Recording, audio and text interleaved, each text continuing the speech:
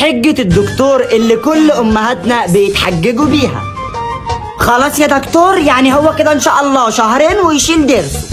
ان شاء الله يا فندم، بس اهم حاجة الشهرين دولت يمشي على العلاج وياكل اي حاجة نفسه فيها.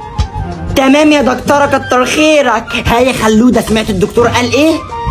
يا ماما قال لازم اكل كل حاجة نفسي فيها.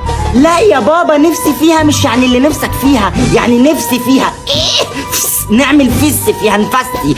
المهم تبطل الاكل السيكي ميكي، صح يا دكتور؟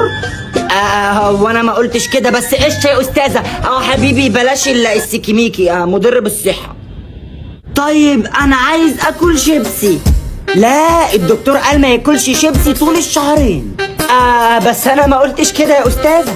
طب عايز مالتو. لا، الدكتور قال الحاجات دي هتتعبك وممنوع الشهرين كلهم.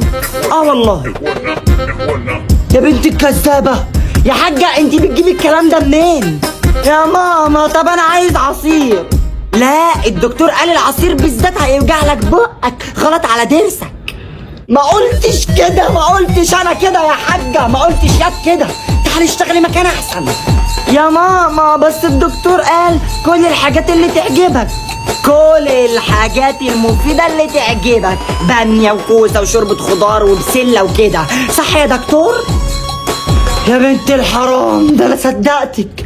اعوذ بالله من النسوان الرجيمة.